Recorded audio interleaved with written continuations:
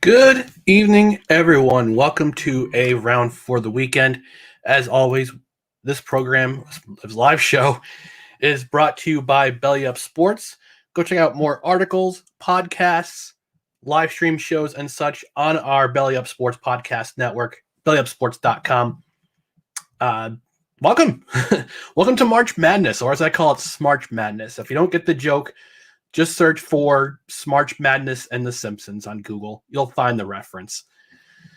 All right, folks, we're going to start off with what you're drinking. So this week was obviously St. Patrick's Day. All right, good. I'm not muted. This week was obviously St. Patrick's Day on my personal Twitter account, which is right here. Meow. At Who Is Ryan MCC. I also simulcasted it to my personal Facebook account.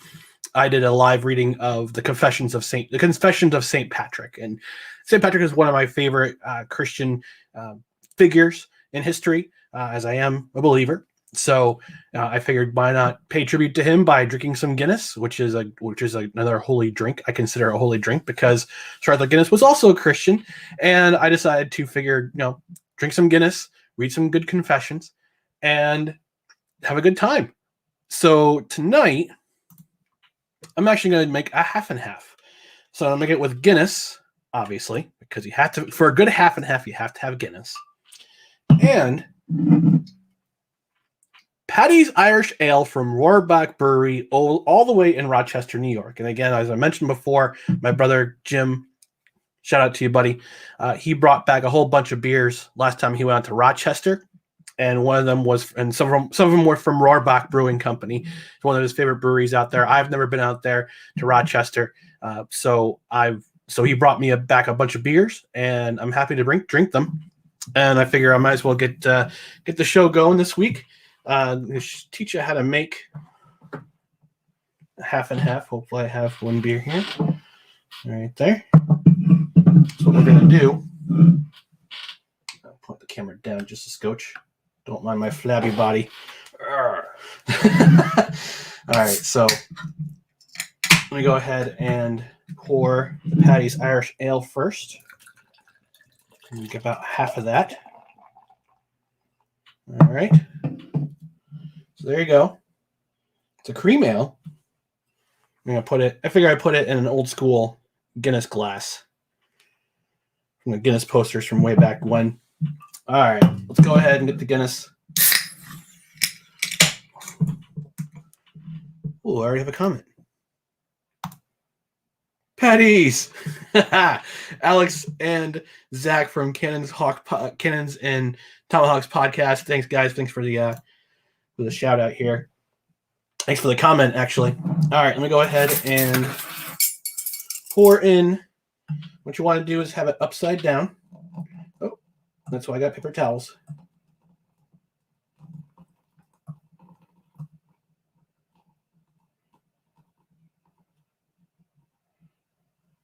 All right.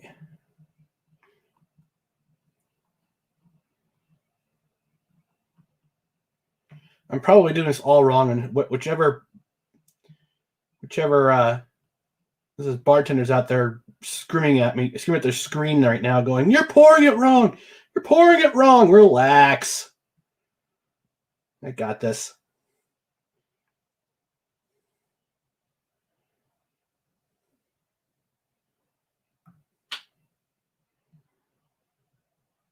All right.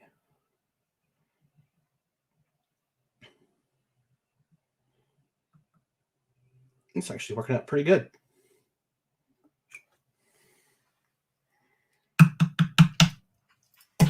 All right. All right, let me get a paper towel. Clean this up a bit. Thanks to all three of you who are watching out there. Watching me pour a half and half. Oh, that actually turned out pretty good. Look at that. Look at that. I'm taking a picture and send this to my brothers. All right.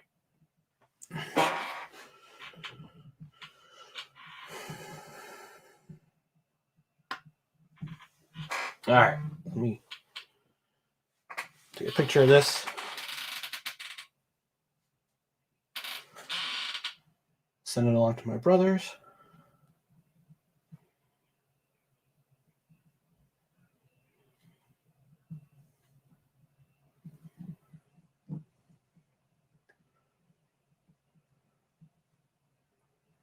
Half Guinness.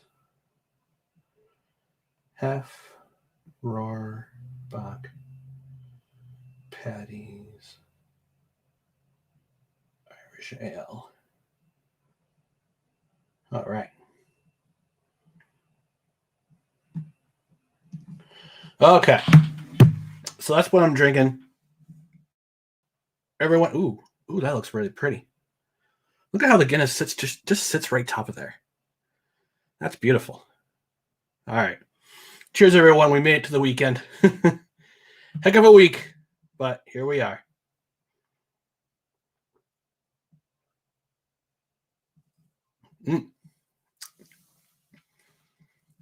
That's actually rather good.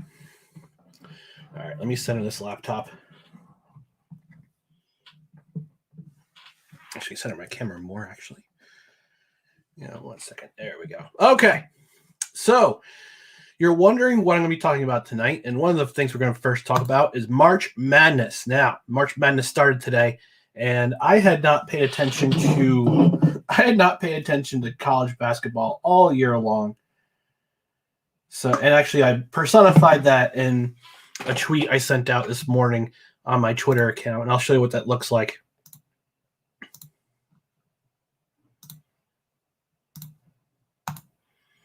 Yeah, here you go. Selecting the March Madness bracket when you paid no attention to the college basketball this season. And it's a gif of a cute dog in space, or a cute doge. A cute doge in space floating around. I have no idea what I'm doing. Obviously, I don't. I'll go ahead and stop and saving this video because, well, as we all know, we have had our first big upset of the entire bracket. Just a few minutes ago, Oral Roberts University beat Ohio State in overtime, 75-72. That destroyed one side of my bracket because in the South, I actually had Ohio State going to the Elite Eight. This is why I don't pick Ohio State. This is why I never pick Ohio State in anything. Football, basketball. That's why I don't pick. That's why I don't pick Ohio State. So let me show you who I have in my bracket real quick because everybody's sharing their brackets. I might as well share mine. So let me go ahead and share my screen. Let you know who I got.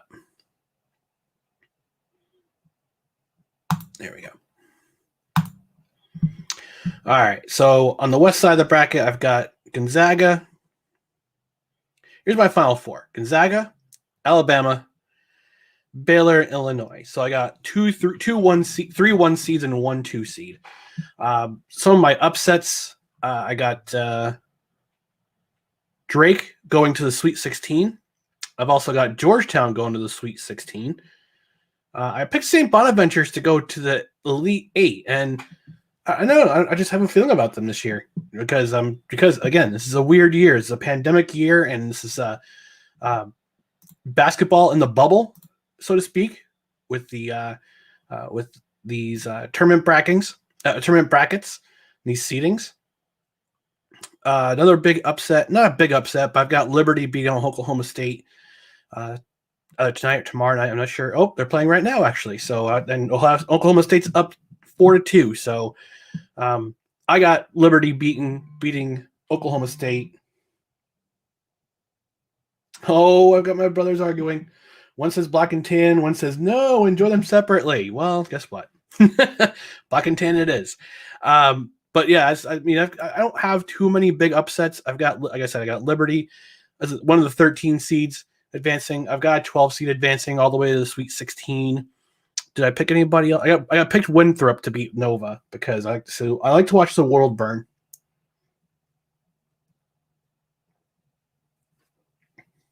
But no, I mean, not too many surprises. in terms of who I have going advancing, except maybe Oregon in the West advancing to. I've got them advancing to the Elite Eight. Again, I have no idea. I have no idea what I'm doing in terms of these these brackets. So, I might as well figure I'd wing it because I've paid no attention so far to college basketball at all this year. But I've noticed Alabama because we got a couple of guys in our Belly Up group who are big Alabama fans, or some of them call themselves Stans. Of course, Belly Up Kev, and we got Cruz, Oxen Rider from the Cruise Control podcast. They're both, excuse me, they're both Alabama alum. So they're all fired up that Alabama's actually doing pretty swell in basketball this year. So they got their guys. I've got them settled with the Final Four pick. I've got Gonzaga win the whole thing, only because I want to see.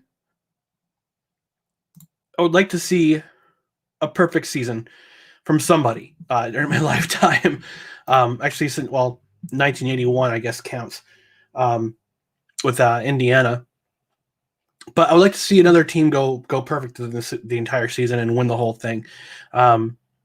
Wisconsin got Iowa losing in the round of 32.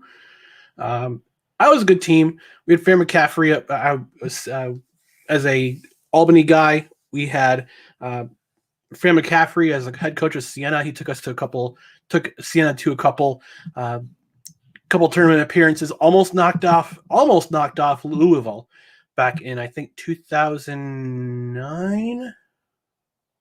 It was one of those years when Rick Pitino was coaching the team, before the whole stripper scandal, and and he had Fred McCaffrey was coaching Siena to eight. I think they were an 8 seed that year, the 8 or 9 seed. They beat Ohio State, and then they were up on Louisville within the last 10 minutes of that game, and then Louisville just pulled away. I think that was the year that Louisville won the national Louisville won the national championship. So, all right. So here's my Elite Eight. I've got Gonzaga, Oregon. Hi, tag along. Dude, get your butt out of the way. I had Baylor and Ohio State. Unfortunately, Ohio State, again, you had one job. Ohio State, you didn't do it. Anywho, you can't have my half and half. No, you can't. No. Buddy, you're killing me. Come here. Sorry, folks. Tagalong's making his appearance. He hasn't been on in a couple weeks. So I had Baylor, Ohio State, Gonzaga, Oregon, Alabama, St. Bonnie's, and I got Illinois and West Virginia. And West Virginia is a curious pick. I have them beating Syracuse in the round of 32, beating Clemson in the round of 64. I don't think Houston's. I could be wrong with the whole, with Houston. I could be wrong. Looks are deceiving. I guess conference. The American Athletic Conference isn't that strong as it should be, even though the record is 24-3. So, all right. So let me go ahead and continue. So, I want to hear your picks. If you're out there watching, all two of you who watch this program, I want to hear what your Final Four is. I want to hear who your last two are. I want to hear your natty. Who's your national champion? Let me know out there. If you're watching on the replay, let me know. So let me just go ahead and share. Stop sharing this. Okay. All right. Tag along is obviously hungry, so bear with me just a moment. I'll be right back.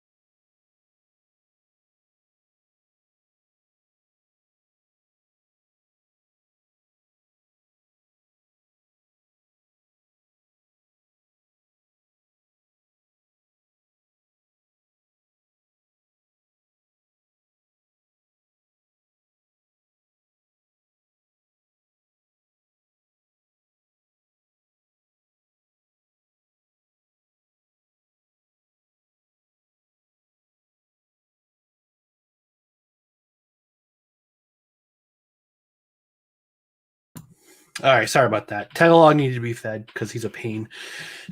Sometimes he doesn't know how to. Sometimes he doesn't know how to find his own food, and I hate when that happens. My sister's not home, so he can't feed her. She can't feed him. But anywho, so yeah, March Madness. I want to. If you're watching live, none of you watching live right now. I got 0 viewers, but if you're watching on replay, let me know who you want in the national championship game. Let me know who you've got as your Final Four. I want to hear who your national champion is. Let me know. Even if it's on Twitter. See again on Twitter, right there. Who is Ryan MCC? That's my Twitter account. Go ahead and let me know who is in your final bracket. So speaking of March Madness, it's college hockey time, and we're coming to the point of the college hockey season. It's tournament time. It's conference tournament time, and this is to decide who goes to the NCAA tournament. It happens next weekend. Frozen Four is April 8th through 10th. It's going to be taking place in Pittsburgh this year. And right now, we got the Atlantic Hockey Tournament going on at American International. They've advanced to the championship game with a 2-1 win over Niagara. Atlantic Hockey, they're taking place. Their tournament's taking place over at the Mass Mutual Center in Springfield. Army West Point is taking on Canisius later tonight. Big Ten's already been decided. Minnesota got the automatic bid. They beat Wisconsin on Tuesday. ECAC tomorrow, St. Lawrence and Quinnipiac. The tournament this year is at Quinnipiac. So rather than being at Lake Placid, usually the ECAC tournament takes place in Lake Placid. Not this year because stupid COVID. A, stupid COVID, and B, only 4 teams in the ECAC decided to participate this year in the season. That was Quinnipiac, Clarkson, St. Lawrence, and Colgate. Every other team, being an Ivy League school, also with Union RPI, but they're both local programs here in the Albany, New York area, they decided to withhold their season, so they didn't play. And so they missed out in this year. So 4 teams in the ACAC. It's a weird season. They also had non-conference games too, but Quinnipiac's number 1 seed. St. Lawrence is number 3 seed. They went up advancing last night with a 5-4 win over Colgate. So Quinnipiac, St. Lawrence, they'll be in the championship game tomorrow. And then tonight, Hockey East. I believe it's tonight. Come on. No, I'm sorry. Tomorrow night, UMass and UMass Lowell. They'll be playing over at UMass, 7 o'clock game there at the Mullins Center. Actually, it's a couple months back. My other podcast, No Credentials Required.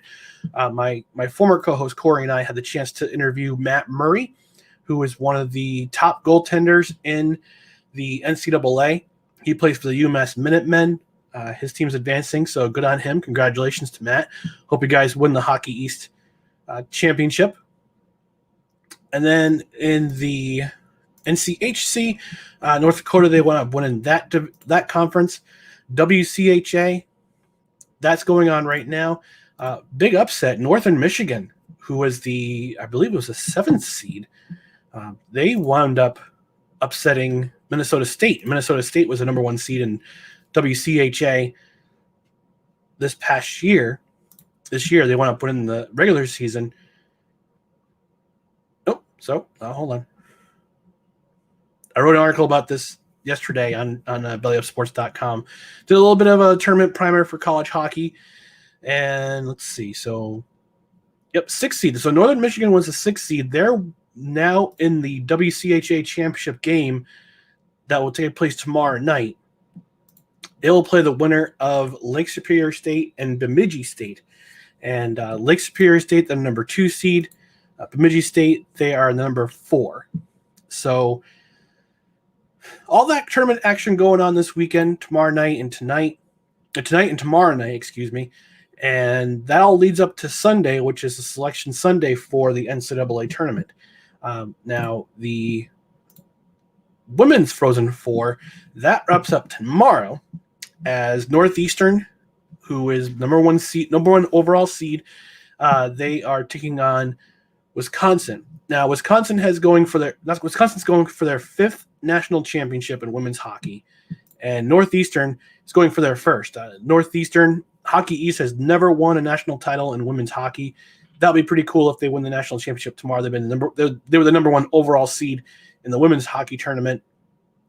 So tomorrow night that takes place. I think it's an ESPN or ESPN2 game. So let me just double check on that real quick. Tomorrow night. Excuse me, real quick.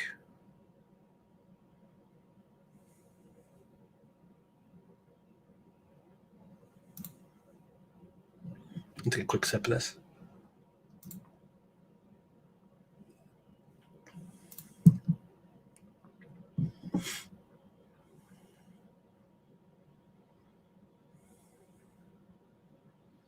NCAA women's hockey. It's tomorrow night, 7:30 on ESPNU. So if you have ESPN Plus, I guess you could watch that game. Wisconsin Northeastern, number 1 versus number 2, in that pairing for the national championship. So I got a chance to watch a little bit.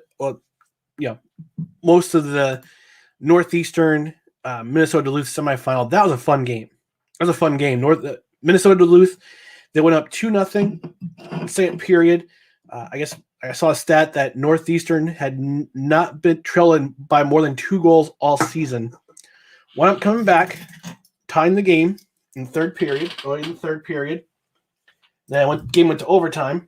Excuse me real quick. I just need to freshen up my drink.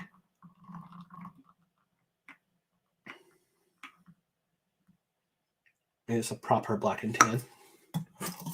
So, black and tan again. So Northeastern tied the game. And it got a little darker.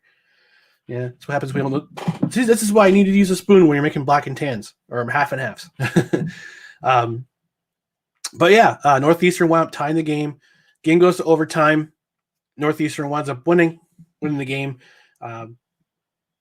Exciting match. Women's hockey, it's underrated. So, go ahead and if you're a hockey fan, you're looking for something a little different tomorrow night, go watch that game. Support women's sports. Tonight, this month's Women's History Month. So Women's History is being read this month. It's being read tomorrow night in Erie, Pennsylvania. Don't mind my rosacea or my pink cheeks. All right, so we're gonna move on to. Actually, I forgot to make a banner for this.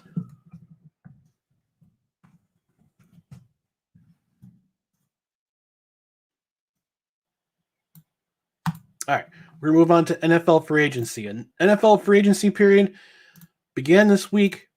It's been a crazy week. It's been a big, crazy week. I know for my New York Jets, they wound up signing Carl Lawson. He's a pass rusher. The Jets need a pass rusher. Got Corey Davis from Carl Lawson from Cincinnati.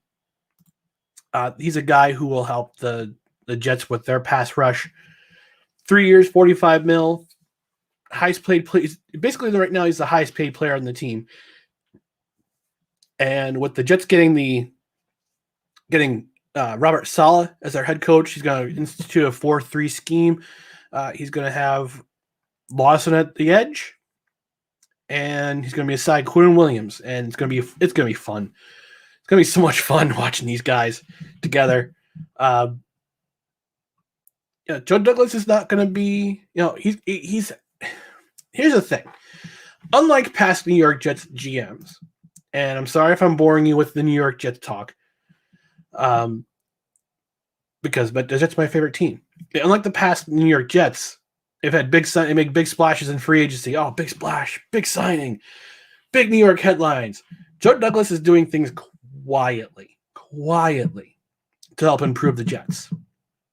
So I am not surprised that they're making quiet additions to their team. Carl Lawson, 20 sacks in 4 years, but he's a pass rusher. And the Jets need pass rushers. They need to pay a guy. He's still young enough that he can contribute to the team for at least the next couple of years, next 3 years. Great. Good for him. Corey Davis, though, he's on the uptrend in terms of wide receivers. And he had a quiet first couple of seasons as a member of Tennessee. Last year, he broke out, almost had 1,000 yards for if he didn't have any injury. He's on the uptrend. And there's a little bit of risk because you're paying a little bit you're paying a lot of money, 3 years, $37.5 million, $27 million guaranteed for a guy who hasn't produced a 1,000-yard season yet. But the big thing with Corey Davis is that it's yards after catch. You'll have him on one side and Denzel Mims on the other side. They'll probably have Jamison Crowder in the slot. Just going to be a run-heavy team this year. And I'm not going to be shocked if Joe Douglas decides, all right, we're gonna spend some more money on offensive linemen, or we're gonna go through the draft, make some trades. We're gonna do something. Made a little bit of a risk with Keelan Cole, but it's a 1 year, $5.5 million contract. It's a prove it deal. Same with LaMarcus Joyner, who's a safety. The Jets need depth at safety. Jarrett Davis, 1 year, $5.5 million. They need somebody who can counter C.J. Mosley, but they need depth at linebacker too. They signed Dan Feeney, 1 year, $3.5 million. Pat Elflein's replacement, basically. It's really a low risk move because against the offensive lineman, just adding depth. Justin Hardy, 3-year deal, special teams guy. Just need special teams guys. Tyler Kroft, he just signed this afternoon. More depth at tight end. So, take what you will. It's a 1 year deal. And Rashad Perriman, he went to Detroit. That's okay. Not a big deal. But let's just look at some of the big free agency signings in amongst other teams in the league. Andy Dalton, the Chicago Bears. Oh my gosh. Oh, Chicago Bears. I'm sorry. If you're a Bears fan and you're watching this, you're crying because Mitch Trubisky, he's gone. He signed as basically a backup for Josh Allen in Buffalo. He kind of saw the writing on the wall. So Nick Foles is basically the de facto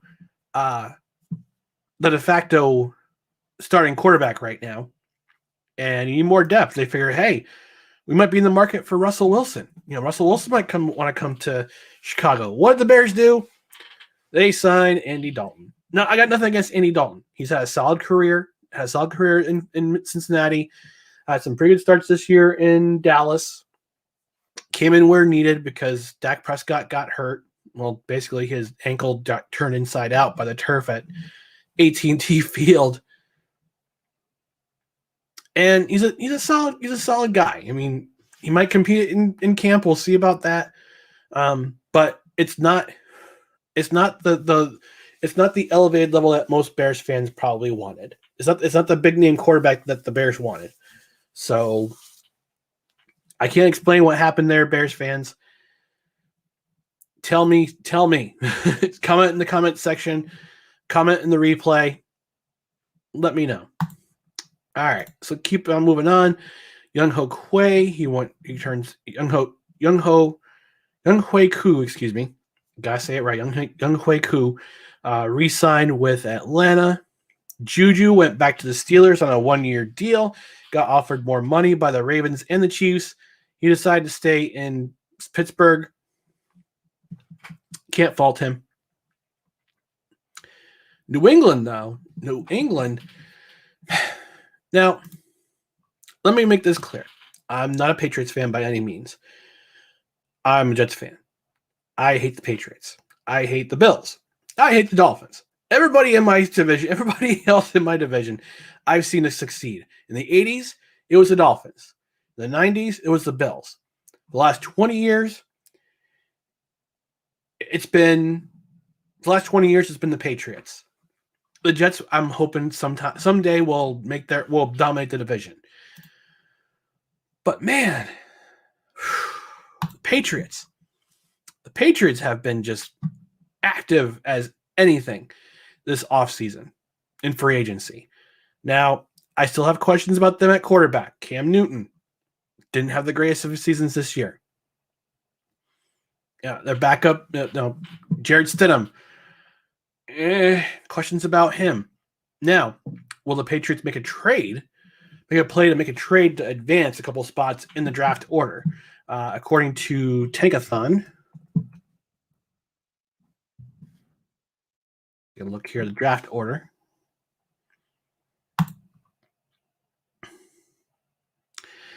The Patriots are picking 15. Now I'm going to, according to Tankathon's mock draft, I'm going to basically say enact some nocturnal emissions for a certain Alabama alum with Belly Up Sports, who is also a New England Patriots fan. According to Tankathon, they have the Patriots taking Mac Jones at 15. Mac Jones of Alabama, who had 1 year starting at Alabama, lit the world on fire because it was a COVID season, in my opinion. But do you see? Could anybody see the Patriots maybe trading up for somebody like a Trey Lance or a Justin Fields, or God forbid they swap the number 1 pick for Trevor Lawrence, because that would be a nightmare. But we're talking about free agency. So they've signed just about everybody this offseason. Whether it be, I don't know if it's part of it has to do with Bill Belichick finally opened up the purse strings because he realized, I lost my best player in free agency last year, and Tom Brady didn't have so much of a good season last year. I need to start paying some players in order to compete. They missed the playoffs last year. They went 7-9, I believe, and they wound up signing basically everybody. They signed Hunter Henry, tight end, 3 years, $37.5 million. Matt Judon, 4 years, $56 million. That helps their pass rush. He's got 34.5 career sacks. He'll be paired with Dante Hightower. Kyle Van Noy comes back for a 2-year deal with his former team. He left last year, went to the Dolphins. Dolphins are like, nah, we're good. Nelson Aguilar, 2 years. Jonnu Smith, 4 years, $50 million. So they have 2 really solid tight ends again, because they didn't have that last year. David Andrews came back.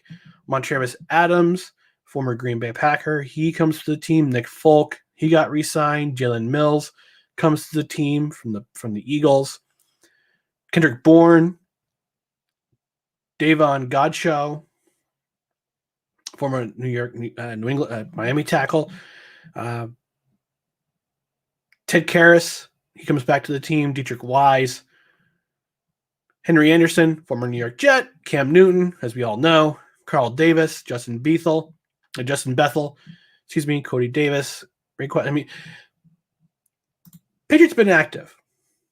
I do want to add this caveat, though. You don't win the Super Bowl in free agency. Now, Bill Belichick, I get it. Bill Belichick, he's shrewd. They've barely spent any money over the last 20 years because he's been developing talent through the draft, through free agency, just making some deals here and there. Let's look at this. 2007, they had that super team that went 18-0. They went 16-0 in regular season. Won both playoff games in the AFC. Went to the AFC Championship. Should have been beaten by I think the Chargers should have beat them that day in the AFC Championship game. Phillip Rivers playing with a torn ACL, basically playing with no knee at all. And didn't win that game, but they played the Patriots tough, wound up losing the Super Bowl. Bill Belichick put that team together with basically Tom Brady he fleeced the Raiders for Randy Moss, signed Rodney Harrison and Junior Seau for next to nothing. Go out, perfect season, losing the Super Bowl. But this year, this offseason, for some reason, I don't know if he's trying to prove Tom Brady wrong. I don't know if he's trying to prove the rest of the league wrong. They got the brakes beat off them by Buffalo twice this year. Twice. Now, their first loss came in the last couple seconds when the Patriots were driving the field, looking to tie the score. Cam Newton fumbles. Okay, but then they had that Monday night game, and just Buffalo just whooped them.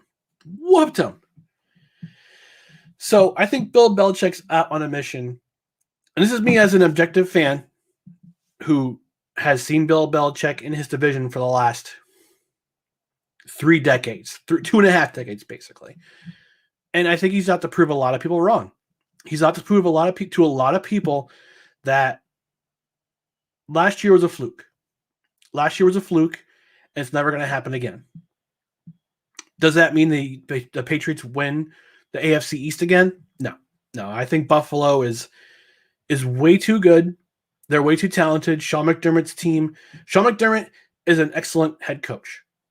We saw that evidence last year, especially last year, with the Buffalo Bills going with 13-3, going all the way to the championship game, and had the Chiefs for a little bit for the first quarter.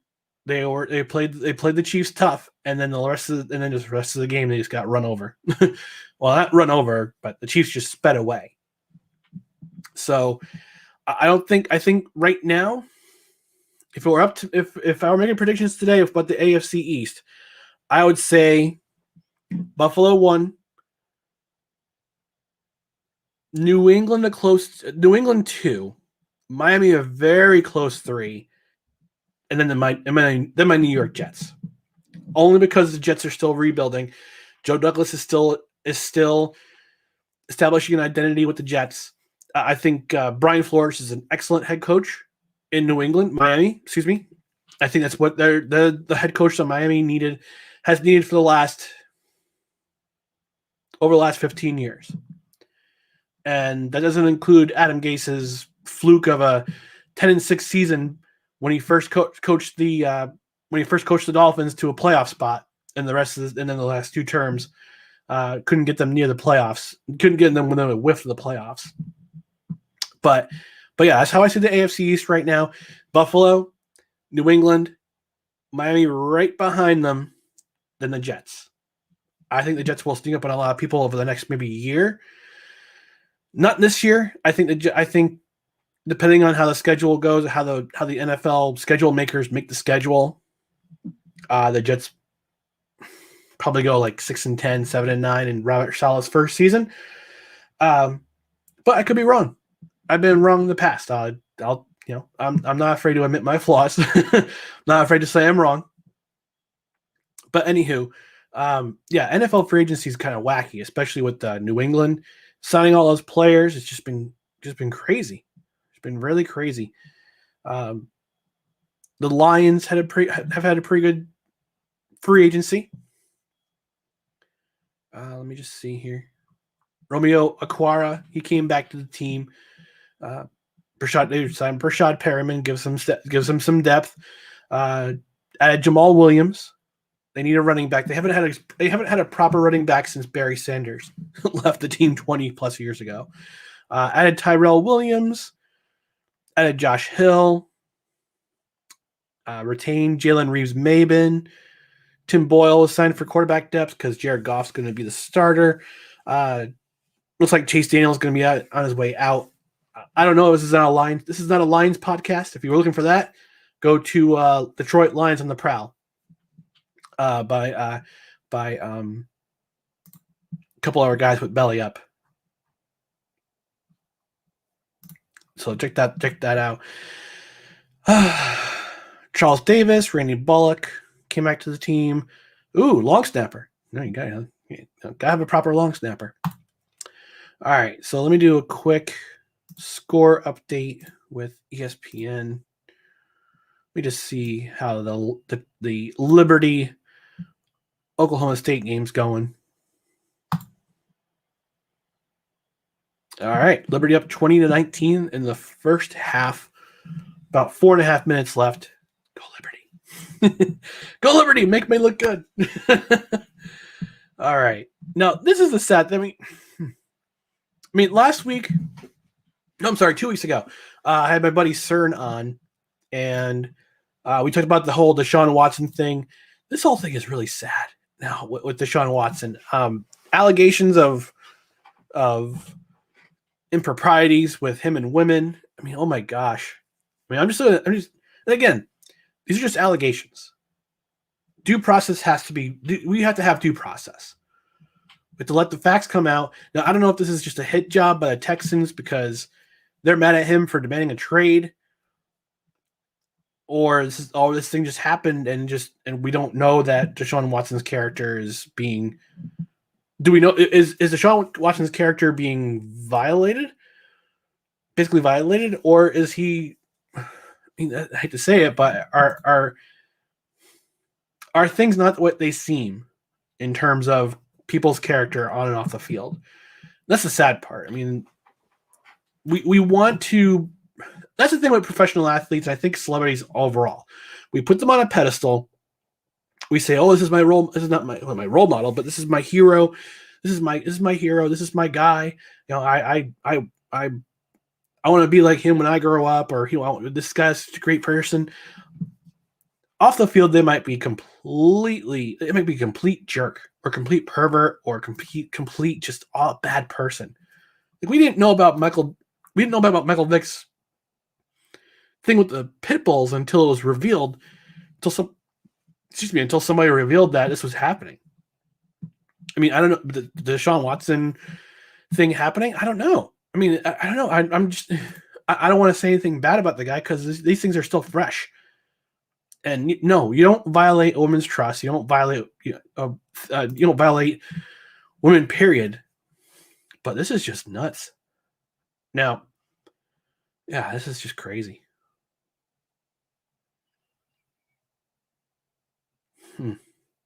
It's sad. It's sad. If this did happen, it's very sad. And I feel for the women who were pressured into making Deshaun Watson feel like he could pressure them into doing these awful things that, whether it be because they were hard up for money or he was just trying to just be a big jerk, so to speak. So, I don't know. It's just a really sad situation. And this definitely, if these things are true, it definitely damages his trade value, because his character's coming into play, and you just don't treat women like that. And again, these are just allegations that are coming out right now. These are just allegations, but if these are true, that's awful. Again, I feel bad for the women, and I feel worse for Deshaun Watson because when you have somebody who has a lot of money, that wields a lot of, and that could wield a lot of power. And these kind of crimes, these kind of assaults, it's not so much about the pleasure, it's more about the power. And it's a sad thing because he's a rich man. He's a very rich, and in terms of earning money, this is it's just sad. It's just sad. And hopefully, I'm just gonna say, let's wait till the facts come out. That's all I'm gonna say is just wait till the facts come out. All right, now we're at that part of the show where I give a shout out to one of our partners. And that partner happens to be Invader Coffee. Invader Coffee is one of our partners here at Belly Up Sports. And I'm just going to do a quick read. We're going to wrap up the show. So for Invader Coffee, for the coffee lover who wants good quality coffee with no BS and no filter, no filler, Invader Coffee is an ultra-premium, veteran-owned coffee company proudly delivering only the best coffee your hard-earned money can buy. They aim only to serve the highest quality organic air-roasted coffee beans sourced from free trade farms all over the world. They keep things simple, the best coffee at an affordable price in order to provide you the value you deserve from your morning boost. 100% fair trade, 100% organic coffee beans, 100% air roasted, 100% money back guarantee. Visit invadercoffee.com. Enter promo code BELLYUP at checkout. Get 15% off your order. As I mentioned last week, I am currently enjoying the Blackwater Contractor Blend. It's a medium to dark roast, rather good. I really like it a lot. This is a veteran-owned company, so kind of similar to Black Rifle Coffee and other military-owned coffee companies.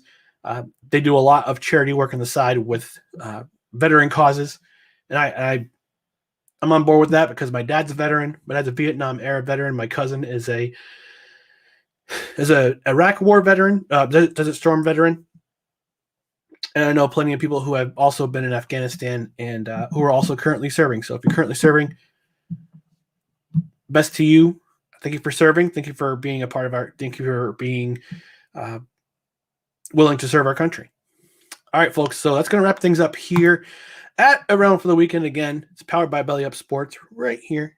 BellyUpSports.com. Check out our latest articles. Check out our podcasts. Check out our streaming shows, which occur. We pretty much have shows every day of the week. We have our fantasy sports that happens every other week. Hockey, football, basketball. We have Hardcourt Honeys. My boys at Corner Booth, Kevin, Jared. Oh, first to say happy belated birthday to Jared.